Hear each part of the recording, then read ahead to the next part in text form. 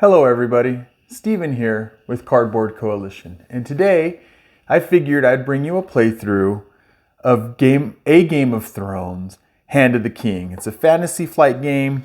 There's a newer edition, a second edition. I searched around for this edition, played it with a friend, thought it was great.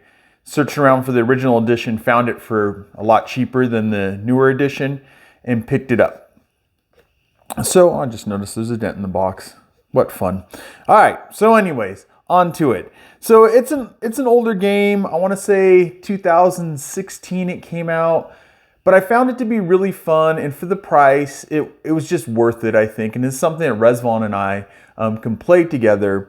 It's a very simple, there is some reading. Resvon can read English. Hopefully in the videos it doesn't come across that she can't. She can.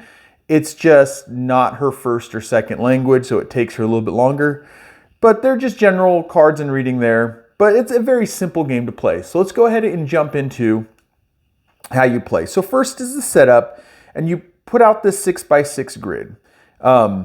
And you shuffle the cards, the little square cards, you shuffle them up and you put them out there in a 6x6 grid. And that's all the cards of these squared cards you have, right? Then you go ahead and you put out 3. I think you have 14, but don't quote me, it might be 12. You put out 3 of the companion cards. And if you notice, these are sleeved. I had some extra sleeves for those, but not for these, and I want to get it sleeved, but it will. So you put out the companions, then you put out the banners.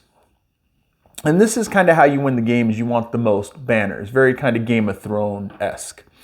All right, so how this game works is there's a tournament going on at King's Landing, and you want to become the next Hand of the King. But to do that, you have to get the influence of the houses.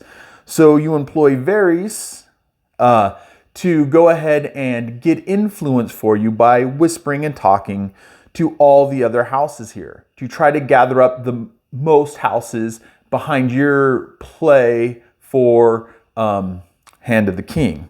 Now, this works very simple. So you can only move in cardinal directions. You can only go north and south, right? East and west. You can only go up and down, left and right. And what you do is you pick a house, you say that house, and then you say which direction you're moving. So in this case, I might say something like Lannister north, or I could just say Lannister up. It depends, but they have cardinal directions. So we'll say Lannister north. So you would move all the way up here to the highest, the furthest Lannister away.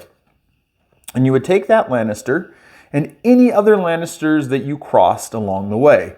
So in this case, let's say player 1 gets 2 Lannisters, and we'll put them right here. This also means that player 1 gets the banner for Lannister. And then it's on to the next person's turn. And they might say something like Stark right?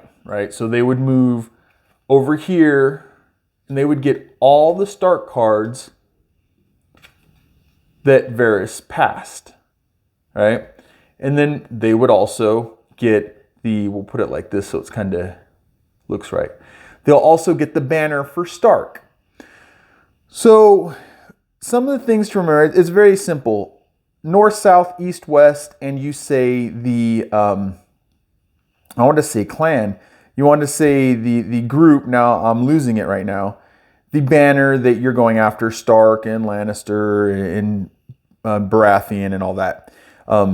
So that's the easy part. Now what goes on, the other things are, let's say that player 2 over here tends to collect up, and we're just going to grab them without grabbing Varys.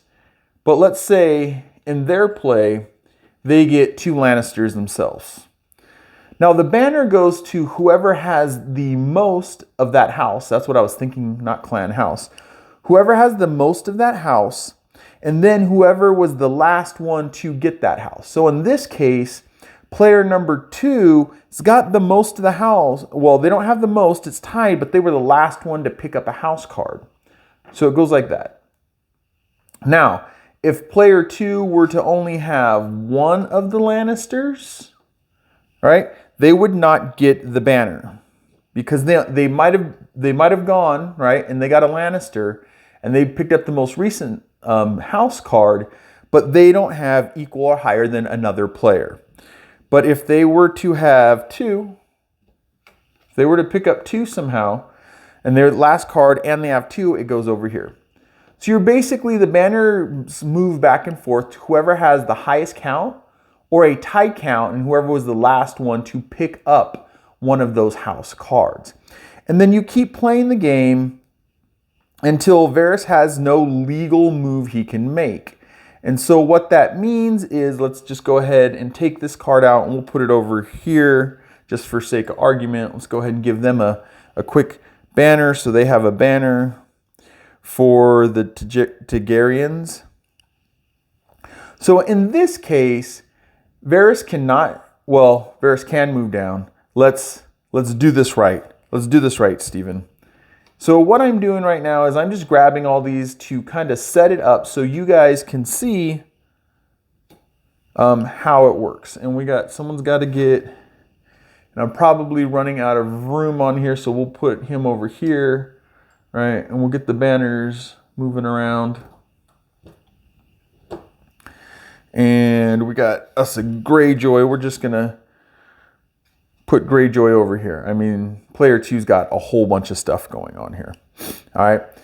So in this instance, Varys has no legal move that he can make. He can no longer go down. He can no longer go up or down, right? North or south. And he can no longer go east or west. Well, it'd really be east or west. So he can't go west, he can't go east, he can't go north, he can't go south, right? That would end the game. Normally when you get to this point, there's a lot more cards missing. But this means that the game is over. Then you go ahead and sit down and count who has the most banners. And then if there is a tie for most banners, then what you would look at is who has the most of a house with the highest number. So now's a good time to kind of look at this. Each of the cards say a couple things. They say the name of the person. They give the house that they belong to. They obviously have an illustration, which I really love these illustrations. And then they have the amount of cards that are in the game. So Starks have 8, right? And if you look at the Lannisters, they have 6. So you have the banner and you have Jaime Lannister, and you know there's 6 Lannisters. So if there's a tie in the number of banners, which wouldn't happen arguably in a 2-player game, but in a 3 or 4-player game, you can run into this. This is a 1 to 4-player game. If there's a tie for winner, you look at whoever has the house with the highest numbers, whoever has that banner. So in this case, we have let's say there was a tie. We have the Targaryens, right, which are 5s, and then we could look at over here, the Lannisters, which are 6s. So that would mean the person with the highest number wins. That's how you break the tie. Now, a couple more things to go over. One thing is, how do you get these companions? And how you get the companion is to be the person who gets the last of that house, the last card of that house. You don't have to have won the banner. You don't have to have collected up all of that house. You just have to have taken, this is King's Landing right here, you have to take away the last of that card. So let's go ahead, for argument's sake, and go ahead and grab all these, which puts player 1 at 4. I'm trying to make it look nice for you guys. It's probably taking up time in the video. So they have 4. They go ahead and get the banner, comes over to them, but they also get to pick one of the 6 companion cards that are over here. And the companion cards do different things. So let's just go ahead and grab one. So we have Sandor, what's this, Clegane? Yeah, Sandor Clegane. Kill any character in King's Landing. So this one allows you, hopefully there's no glare because of the sleeve, allows you to kill someone in King's Landing, which means you just take that card out of play. And you do have some, this one was fun. Rezvon actually beat me with this card the other night. So you have Khal Drogo, and it says, take Daenerys Targaryen from King's Landing or any play area, then kill Viserys Targaryen in King's Landing or any other area. So if you get this card, you can use it, and you use them right away. You get the card and use it. And what it means is you would get, What? Did I not get her? Where is she? I can't find her. Oh, because I'm looking at Lannisters. I should be looking down here. So this allows you to take her, let's say player 1, because they got the last Lannister, gets to play this card. They get to take Daenerys, and they can kill Viserys, but Viserys is here. But if Viserys was over in this play area, they can kill it. If he was out on King's Landing, they can kill him, right? And then you just go ahead and take that card and you put it out of the game. It's been used. Now, another thing that can happen, let's say by playing that card, right, player number 1 already had 4, and then they achieve this. They get, oh, it's going to make a mess here. They get, I keep looking at Daenerys. I want to keep calling her Khaleesi, right? They get Daenerys, Viserys, they kill Viserys, but that also means they took the last one from King's Landing. Let's say Daenerys was out here. They took it. That means they get to pick another one of these companion cards. So whenever you take the last house card from King's Landing, then you can use one of these companions, which help change the game and shuffle it up. And that's basically how you play the game. You move berries around in cardinal directions, north, south, west, east. East, west, right, left. And you say what house you want. You pick up all the cards that he would pass in that direction. And then if you have the most, or it was your turn and you're tied for the most, you get the banner.